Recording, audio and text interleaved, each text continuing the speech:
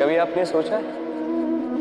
इस संसार में हम सबसे अधिक किससे जुड़े हैं? अब कोई कहेगा माता पिता, कोई कहेगा मित्र, कोई कहेगा पत्नी, तो कोई कहेगा संतान।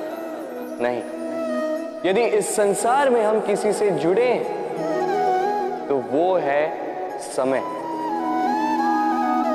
समय ही हमारा भूत है, समय ही हमारा वर्तमान और समय ही हमारा भविष्य।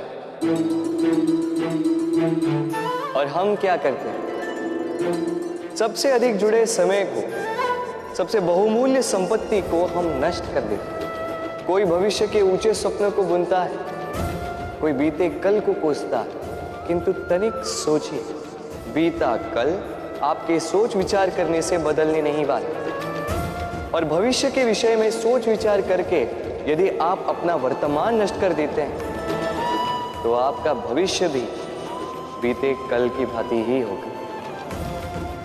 इसलिए आज के विषय में सोचिए, उसे उत्तम बनाएं। आपका भूतकाल और आपका भविष्य अपने आप उत्तम हो जाए। राधे। अक्सर आपके बड़े बूढ़ों ने आपसे कहा होगा कि ये संसार दुख का मूल है और ईश्वर भक्ति उस दोष से दूर जाने का मार्ग है। किंतु सोचिए, यदि ये संसार दुख का सागर होता तो क्या नियति आपको यहां पर जन्म लेने देती? क्या ईश्वर यहां पर अवतार लेते?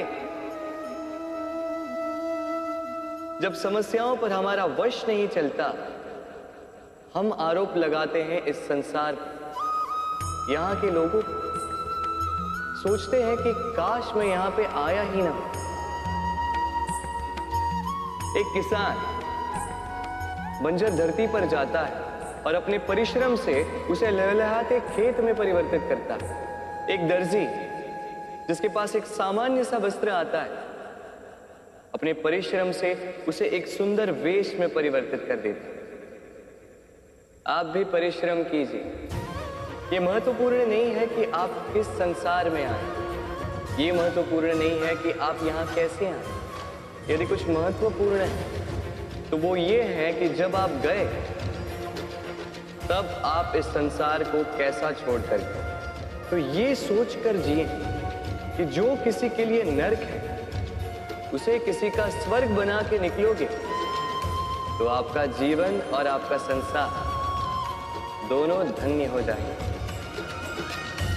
राधे राधे। हम सबको कभी न कभी तो क्रोध आता ही और आएगा भी। मनुष्य इन्हीं भावों से हम जुड़े। किंतु ये क्रोध क्यों आता है?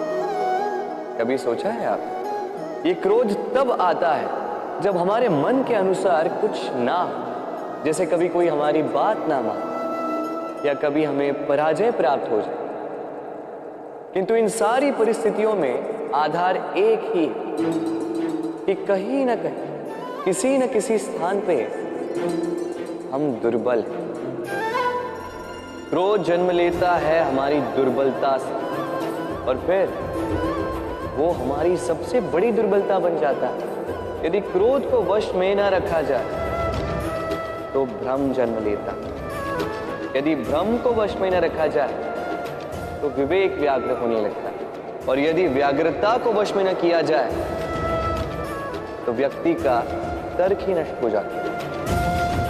सोचने समझने की शक्ति शून्य हो जाती है और फिर उस व्यक्ति का पतन हो जाता है।